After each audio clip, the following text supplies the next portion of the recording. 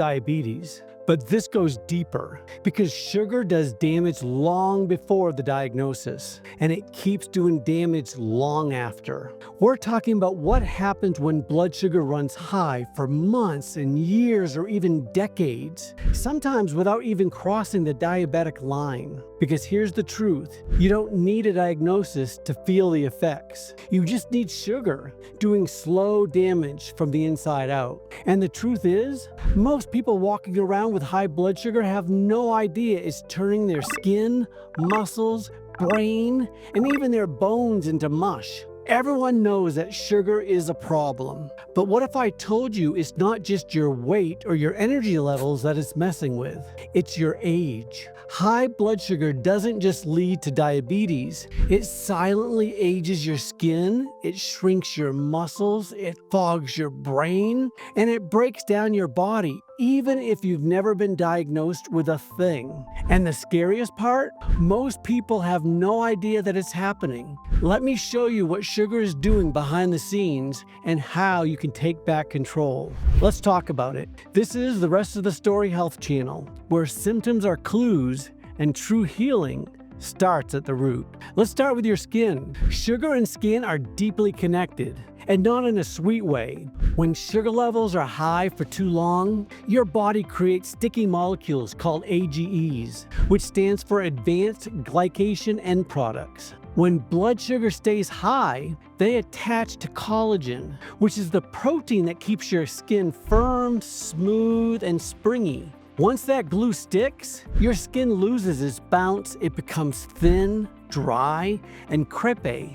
One of my patients is a 48-year-old female, and she once told me, it's like someone swapped out my face overnight. Her fasting glucose, 145. Her problem wasn't her face cream, it was sugar, hardening her skin from the inside out. Once we brought her blood sugar back down, that spark came back. So if your skin's aging faster than your birthday says it should, sugar might be the reason. And muscle? That's even more critical. Muscle is your organ of longevity, and high blood sugar eats it alive. It pushes your body into fat storage mode and starts breaking down muscle tissue silently. We call it sarcopenia, which is when you get muscle loss as you age. But for many people, it's not age. It's chronic inflammation from sugar that's causing it. This isn't just about aging, it's about losing strength, mobility, and independence. I have a patient of mine named George. George is a long-time patient of mine. I've known George close to like 20 years now. He's 72 years old, and one day he came in wearing his old college baseball cap. It was sun-faded, sweat-stained, like it's been through decades of tailgates and stories. The cap still had its character. But George, on that day, he looked worn out. His shoulders slumped. His shoes scuffed the floor. It was like watching someone carry bricks on their back, one slow, dragging step at a time. He said to me, "It's like my muscles clocked out and forgot to come back." He went on to say he used to lead the hike, and now he can't keep up with his wife, even at the farmer's market. So I looked at his blood tests. His A1C was at 7.4. His inflammation markers, off the charts. We started slow by cleaning up his meals and adding some gentle strength work. But even after a few weeks, something was still missing. His muscles were too depleted. He needed more than just a workout plan. So I gave his body something extra. Not a hormone, not a medication, but just the raw building blocks it hadn't been getting for years. We gave him amino acids, which is the exact materials his body needed to rebuild muscle tissue. Because without those, it's like trying to build a house without bricks. Now, we didn't call it a supplement back then, just fuel. 6 months later, George wasn't just walking. He was back to grilling and gardening, and yes, even flirting with his wife again. He said, "I think I got my legs back, and maybe even my swagger." Now let's slow this down, because it's really important. When you eat something sugary, your blood sugar goes up quickly. Now that spike makes your body send out a hormone called insulin. whose job it is to bring that sugar back down. But sometimes it overcorrects. So your sugar drops too low and suddenly you feel foggy, tired, cranky, and even shaky.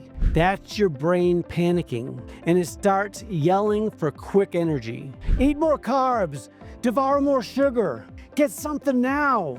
So what most people do is they grab another snack, more sugar, and then the cycle repeats. It's a blood sugar roller coaster, and the longer you ride it, the more it wears out your body, your skin, your brain, your energy, your mood. And worst of all, the more sugar you eat, the harder it is to stop wanting it. But I promise you can get off this ride, and I'll show you how. The real sugar damage doesn't just come from dessert. It also comes from the healthy carbs that act like sugar in disguise. Foods like oatmeal, brown rice, whole wheat toast, even so-called clean granola bars. They all break down into glucose, and unless you pair them with fat, fiber, or protein, they will spike your blood sugar, period. So what are some blood sugar symptoms? You don't have to wait for a diagnosis. You need to look for the signs. You might see afternoon crashes, brain fog, sudden hunger pangs, a puffy face, and/or a bloated belly, and insomnia around 3 a.m. These are the body's SOS signals. Sugar is running the show. Let's break this down nice and easy.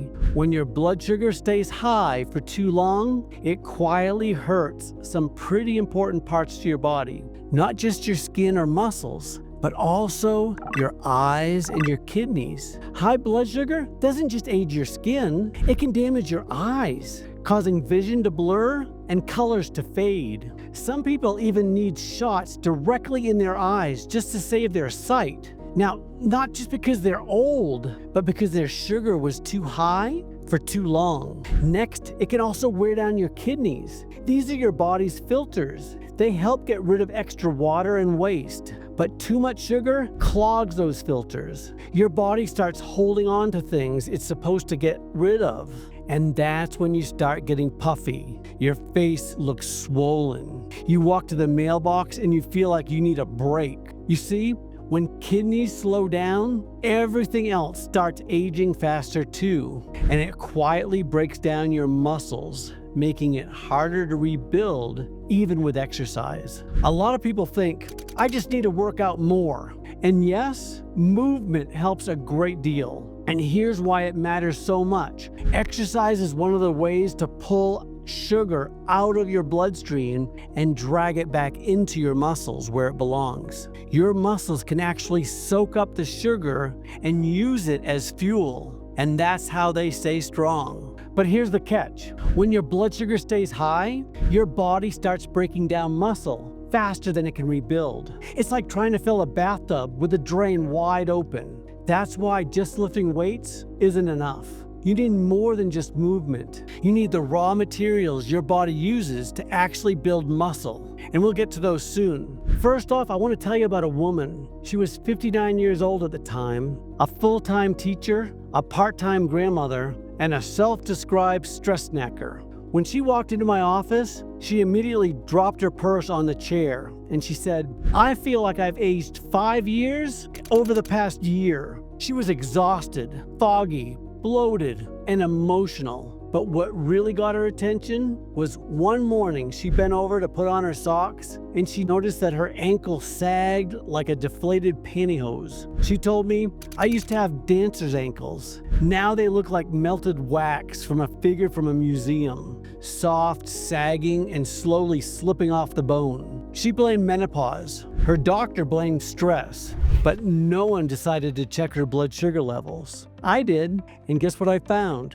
Her fasting glucose, 139. Her post-meal spikes, over 180. So we changed her meals by adjusting her carb timing, and we added strength-building basics. Within a month, her bloat began to fade, and eventually, whenever she would put on her socks, her skin didn't fold like tissue paper. Now, those are her words, not mine. She also said that she thought that her ankles were coming back to life. Now, let's talk about the specifics of what we ended up doing for her.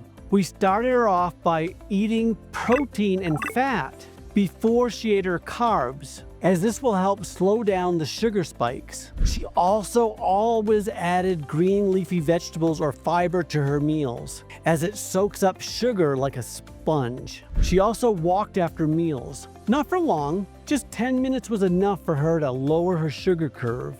And she also focused on building muscles at the gym. But here's the trick. She added more than just movement. She also needed the building blocks, and that's where amino acids came in. These are the raw materials that her muscles need to rebuild. Think of it like giving your body bricks, not just yelling at it to build a house faster. And we also did one more thing. High-intensity workouts like HIIT exercises, which stands for high intensity interval training. It's one of the best tools to lower blood sugar levels. But it's not always great for the kidneys if they're already struggling. That's why personalized plans matter. If any part of this hit home, hit subscribe. Share this video with someone who needs to hear it. And before you go, let me leave you with this. If you really want to start healing from the inside out, you need more than just tips. You need to know how to check your blood sugar levels. And when are the best times for you to do this?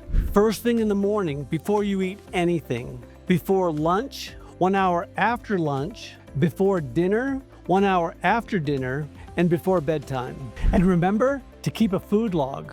Jot down what you ate and when, especially when symptoms hit. You might be surprised which foods are silently spiking you and when. And this is how you become your own detective.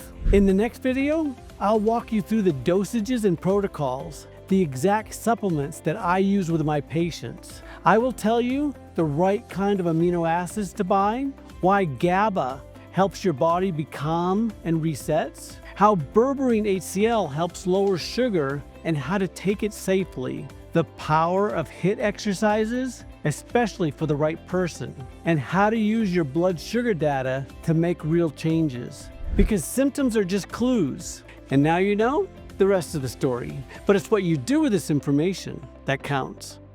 And if you want to join this community and see more content like this, hit subscribe and give it a like. I truly appreciate the support.